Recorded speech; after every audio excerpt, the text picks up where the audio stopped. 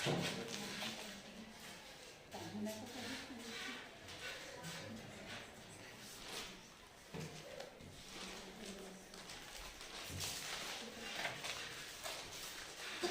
है, हम लोग देखेंगे हाइलो एरिन्स के बारे में।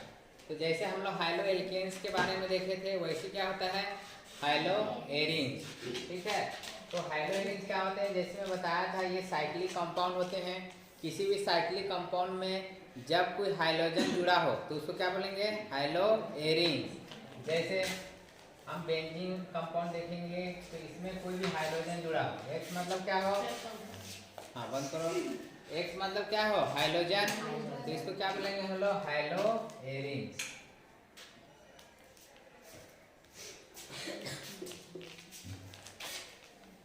जैसे क्लोरीन हो गया, ब्रोमीन हो गया, आयोडीन हो गया, मतलब हाइड्रोजन ग्रुप आने चाहिए। तो ये किसके एग्जाम्पल हैं, हाइलो एरिन्स के। तो जैसे हम लोग हाइलो एल्केन्स के लिए पढ़ रहे थे, वैसे हाइलो एरिन्स के लिए पढ़ेंगे कि इनकी क्या क्या फिजिकल प्रॉपर्टी होती है, इनके क्या क्या केमिकल प्रॉपर्टी होती है, ये रिएक्शन करके कैसा कैसा कंपाउंड का फॉर्मेशन करते हैं।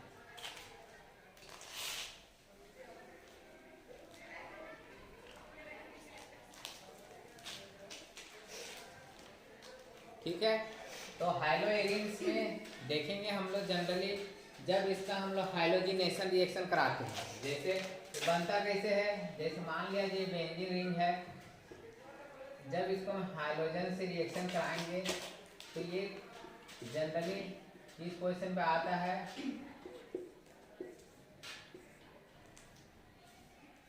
आर्थो और पैरा पोजीशन पे क्या हो जाता है, जुड़ जाता है।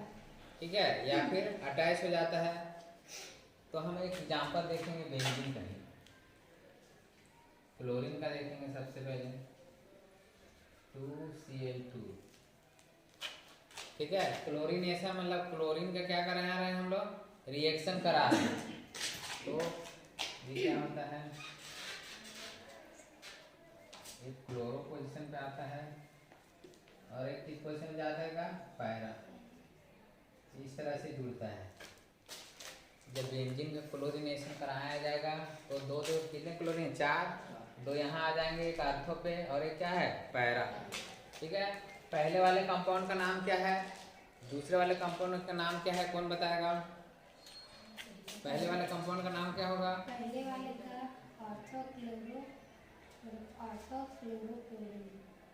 आर्थोक्लोरो, हाँ आर्थोक्लोरो क्लोरोबेंजीन, और वो क्या होगा, पैरा क्लोरो क्लोरोबेंजीन। बैठो, ये आर्थो पोजीशन में जुड़ा है इसलिए आर्थोक्लोरो, और पैरा पोजीशन में जुड़ा है इसलिए क्या होगा, पैरा क्लोरोबेंजीन। तो जब बेंजीन का क्लोरीनेशन कराया जाता है इसकी उपस्थिति में आयरन, तो ये अंधेरे में भी हो जाता है, मतलब ये तुरंत हो जाता है, या इसके लिए बहुत ज़्यादा हमको एनर्जी या बाहर से लाइट या हीट करने की आवश्यकता नहीं पड़ती। ठीक है, इसका बेंजीन का जब क्लोरीनेशन कराया जाएगा तो हमेशा याद रखना ये आर्थो और पैरा पे ही क्या होता है, जुड़ता है।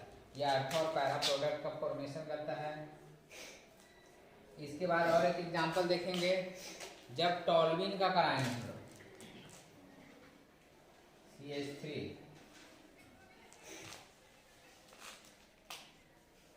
ठीक है, इसका क्लोरीनेशन करा रहे हैं हम लोग टॉल्यूइन का।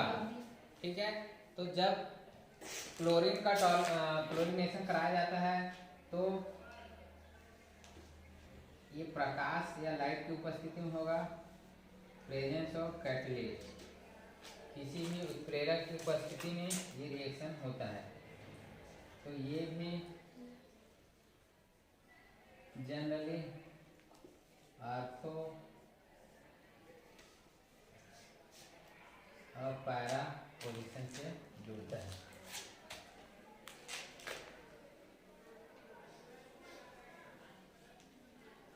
ठीक है, लाइट या फिर लो टेम्परेचर में होता है रिएक्शन, लो टेम्परेचर। इसका क्या नाम होगा, मेटा आर्थोक्लोरोटॉल्यूइन। इसका क्या नाम होगा, पैरा क्लोरोटॉल्यूइन। नीचे नीचे नाम लिख लेना।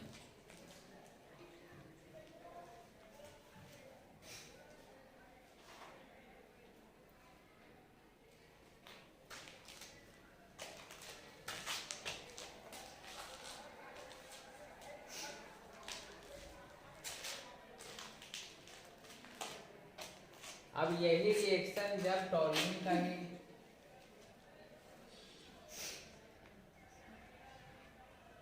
ही जब रिएक्शन कराया जाता है, क्लोरीनेशन रिएक्शन, जब सनलाइट और हाई टेम्परेचर, ठीक है, सनलाइट और हाई टेम्परेचर की उपस्थिति में कराया जाता है। जब टेम्परेचर क्या करते हैं हम लोग, बढ़ा देते हैं। जैसे क्लोरीन लेते हैं, मान लिया जाए ये आर्थो पोजीशन या पैरा पोजीशन में नहीं जुड़ता, कहाँ जुड़ता है, यहीं जाके जुड़ जाता है, CH2Cl, ठीक है। फिर और इसके बाद अगर फिर से क्लोरीनेशन कराएंगे इसका, तो फिर से क्लोरीन आके एक हाइड्रोजन क्या होगा, निकल जाएगा। जैसे कल हम पढ़ रहे थे, फिर से क्लोरीनेशन कराएंगे तो ये हाइड्रोजन पूरा निकल जाएगा और CCl3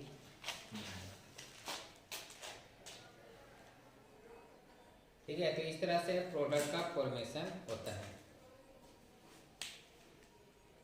तो क्या नाम हो जाएगा, बेंजीन ट्राइक्लोराइड, इसका नाम होगा बेंजोइल ट्राइक्लोराइड का निर्माण होता है।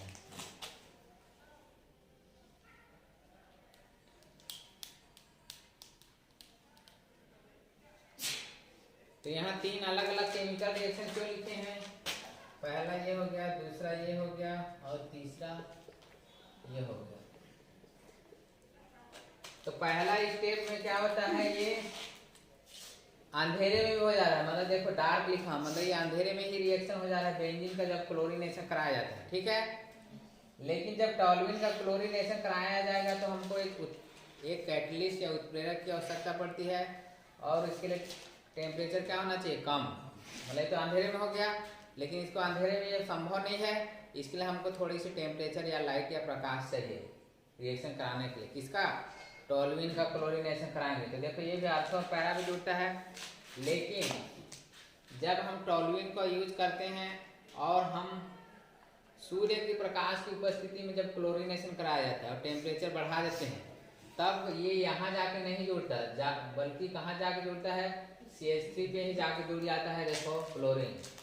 फिर अगले फिर क्लोरीनेशन कराएंगे तो फिर से यहाँ जुड़ेगा, फिर यहाँ से जुड़ेगा, फिर ट्राइक्लोरो बेंजीन का फॉर्मेशन होगा। तो जब तुमको जैसे एग्जाम में आएगा रिएक्शन तो देखना कि यहाँ क्या लिखा हुआ है, टॉल्यूइन का।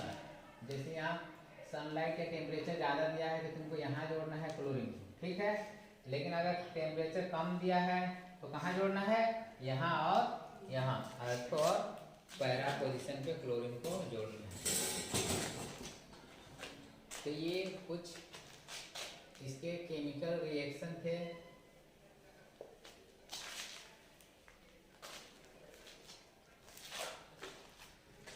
अब इसके बाद देखेंगे, जैसे हम मेथड देख रहे हैं, ठीक है, कैसे हम हाइलो एरिंग्स बना सकते हैं। तो इसका एक मेन रिएक्शन देखेंगे जो एग्जाम में पूछता है, उसका नाम क्या है, सैंडमायर reaction.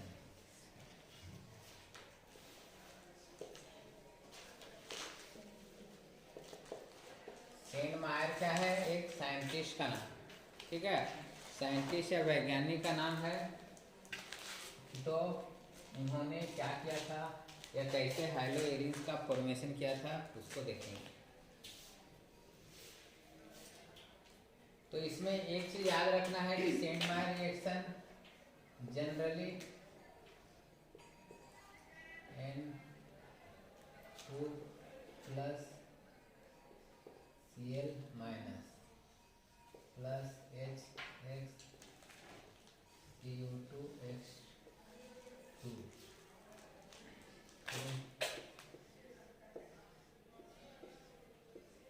X plus N2 plus HCl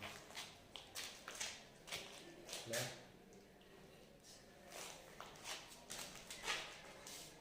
N2HCl, ठीक है। क्या होता है, इसका क्या नाम होगा, बेंजील डाइएजोनियम क्लोराइड। इसको क्या बोला जाता है, डाइएजोनियम। जब दो नाइट्रोजन एक दूसरे से बॉन्ड बनाते हैं उसके लिए कौन सा वर्ड जुड़ता है, एजो। कौन सा वर्ड जुड़ता है, एजो। इसको तुम ऐसे भी लिख सकते हो, N plus double bond NCl minus, ठीक है। ऐसे भी लिख सकते हैं प्लस HX। और क्या है कुप्रस हाइलाइट, ठीक है। तो जब इसके साथ रिएक्शन कराया जाता है तो ये N2 बना के बाहर निकल गया N2,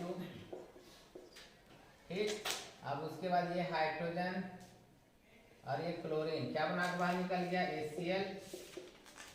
अब क्या बच गया X, यहाँ खाली जगह बच गया है बेंजीन रिंग में, तो वहां जाके क्या हो गया जुड़ गया X।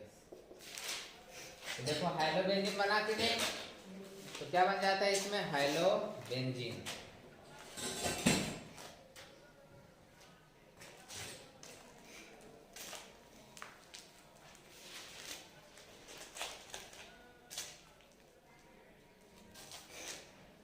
ठीक है, हेलो बेंजीन। तो सेंगमार रिएक्शन को एग्जाम में पूछता है, पिछले बार में पूछा था 2 नंबर का सेंगमार रिएक्शन क्या है। तो सेंगमार रिएक्शन के तुमको याद रखना चाहिए क्या, बेंजीन डाइओजेनियम क्लोराइड, ठीक है।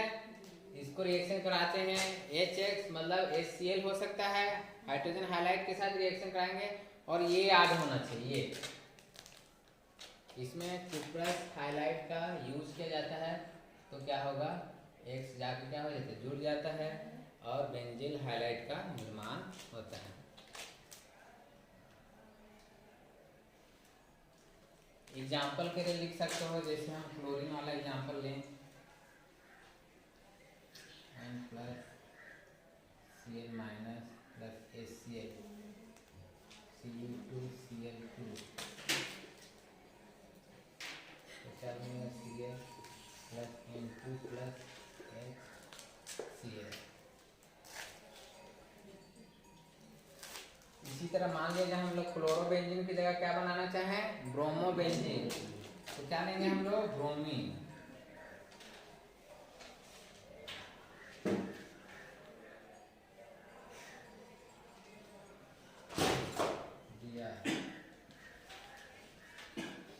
Br2 लेंगे तो यहाँ क्या बनेगा Br plus N2 plus HBr, ठीक है। क्लोरीन लिए तो क्लोरो बना, ब्रोमीन लिए तो क्या बना ब्रोमो।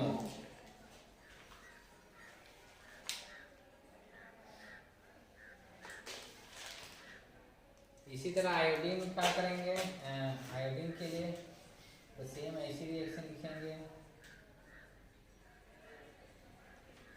क्या लिखेंगे Cu2I2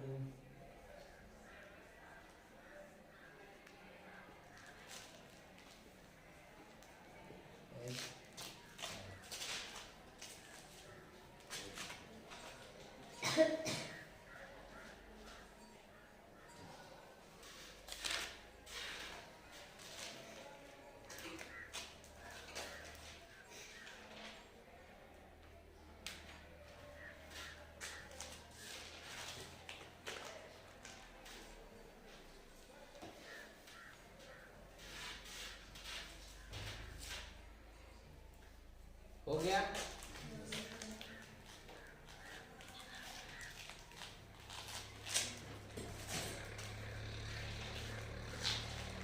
अब इसी से रिलेटेड और एक केमिकल रिएक्शन है, इसका क्या नाम है गाटरमैन रिएक्शन। क्या नाम है गाटरमैन रिएक्शन, ठीक है। तो ये भी एक वैज्ञानिक का नाम है, इन्होंने दोनों लगभग सेम है, अंतर क्या है देखना। इन्होंने क्या किया, ये बेंजीन डाइओजेनियम क्लोराइड से कॉपर और HCl में क्या अंतर है। यहाँ कुप्रस ऑक्साइड लिए थे, क्या था इससे पहले वाला सेंगमायर रिएक्शन में क्या लिए थे Cu2H2, लेकिन ये ना लेके अगर हम लोग कॉपर लेंगे, ठीक है, तो नाम चेंज हो जाएगा, इसका नाम हो जाएगा गाटरमैन।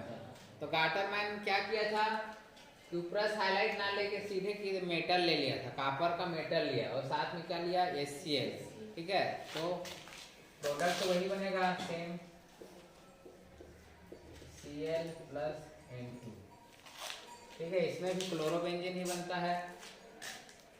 अब जब ब्रोमोबेंजीन बनाना रहेगा तो हम लोग क्या ले लेंगे, HBr। क्या ले लेंगे, HBr। तो क्या बन जाएगा, ब्रोमोबेंजीन।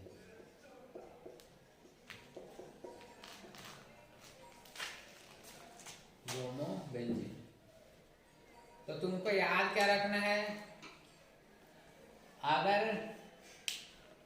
सेंडमायर रिएक्शन लेना है तो इसमें भी यही यूज हो रहा था कि नहीं, यही यूज हो रहा था। बस यहाँ जो रिएजेंट यूज हो रहा था क्यूप्रस हाइलाइट, जैसे क्लोरीन वाला ले रहे थे तो यहाँ क्या ले रहे थे हम लोग, क्लोराइड। ब्रोमीन वाला ले रहे थे तो क्या ले रहे थे, ब्रोमाइड। और HCl यूज किए, HBr यूज कर रहे थे इससे। और जब गाटर मन आ जाएगा, प्रोडक्ट तो दोनों में यही बन रहा था कि नहीं, ये मेन प्रोडक्ट यही बन रहा था। बस अंतर क्या है, यहाँ ये ले रहे थे लेकिन यहाँ सिर्फ और सिर्फ क्या लेते हैं, कॉपर। जब इसको मेटल के रूप में लेते हैं तो गाटरमैन रिएक्शन हो जाता है, और जब उसको हम लोग हाइलाइट के फॉर्म में लेते हैं तो उसका नाम चेंज होकर क्या हो जाता है, सेंडमायर रिएक्शन। इतना क्लियर है। तो ये एक दो तीन मेथड बताया हमें कि कैसे हम लोग हाइड्रोजन्स बना सकते हैं। इसके बाद बहुत सारे रिएक्शन हैं, लेकिन ये कुछ नेम रिएक्शन है जो कि इम्पोर्टेंट है, ठीक है, जिनको अलग से क्या किया जाता है, एग्जाम में पूछा जाता है। अब इसके बाद हम इसके प्रॉपर्टी देखेंगे। अब इसके प्रॉपर्टी देखेंगे हम लोग, physical and chemical property of physical and chemical property of hydrogens.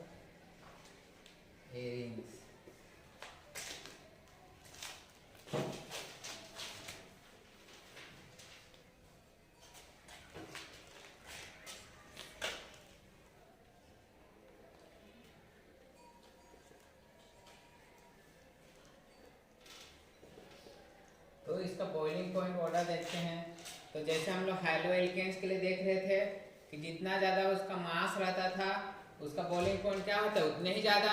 जैसे आयोडीन वाला सबसे ज़्यादा, उसका ब्रोमीन, उसके बाद क्लोरीन वाले, ठीक है।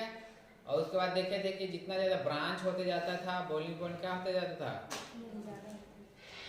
कौन ज़्यादा होते जाता था, बोल रहे क्या होते जाता था, कम होते जाता था, ठीक है। तो उसी तरह अगर हम लोग हाइड्रोएरिन्स की बात करें तो हाइड्रोएरिन्स भी जैसे मान लिया जाए, एक में फ्लोरीन है, एक में क्लोरीन है, एक में ब्रोमीन है, और एक में क्या होगा, आयोडीन। तो किसका सबसे ज्यादा होगा, किसका होगा, हाँ, क्लोरीन का होगा कि आयोडीन का होगा, किसका होगा, इसका होगा कि आयोडीन का, क्योंकि इसका मास सबसे ज्यादा, तो सबसे ज्यादा आयोडीन, उसके बाद ब्रोमीन, क्लोरीन, और उसके बाद क्लोरीन।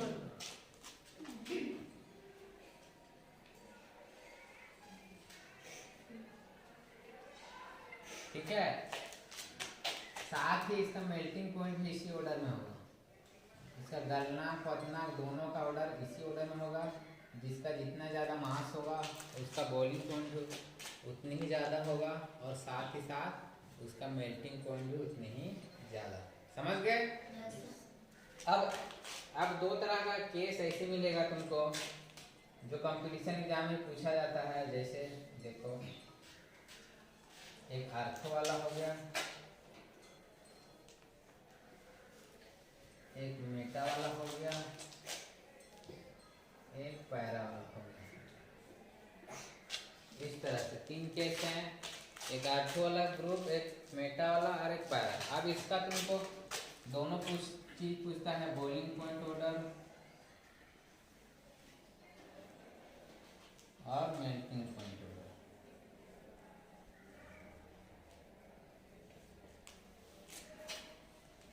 ठीक है। तो सबसे पहले हम लोग बॉइलिंग पॉइंट का देखेंगे। तो बता तीनों में किसका सबसे ज्यादा होगा बॉइलिंग पॉइंट, किसका होगा, आर्थो वाले का, मेटा वाले का कि पैरा वाले का?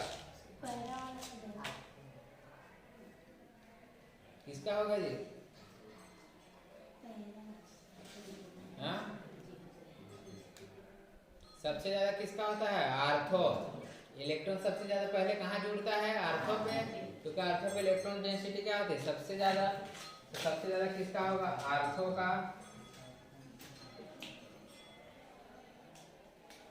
ठीक है, आर्थो का। उसके बाद पैरा, और सबसे कम किसका होगा? मेटा का। ठीक है, जैसे इसके लिए ऑर्डर दिया है, इसका होता है 453। ठीक है, 453 होता है, इसका 448 और इसका 440 बोलिंग पॉइंट।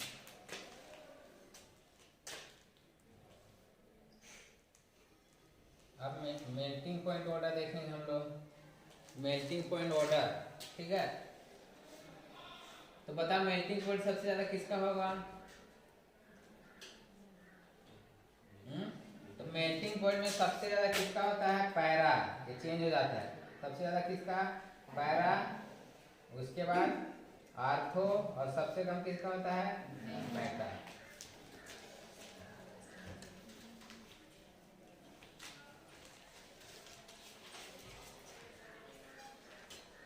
तो क्या याद रखना है तुमको? बॉइलिंग पॉइंट में सबसे ज्यादा आर्थो, फिर पैरा, मेटा। लेकिन मेल्टिंग पॉइंट में पैरा सबसे ज्यादा, उसके बाद आर्थो, और सबसे कम दोनों में ही किसका है? मेटा का। ठीक है, दोनों ही केस में मेटा पोजीशन का जो मेल्टिंग पॉइंट है या बॉइलिंग पॉइंट है, दोनों में ही क्या होगा? सबसे कम।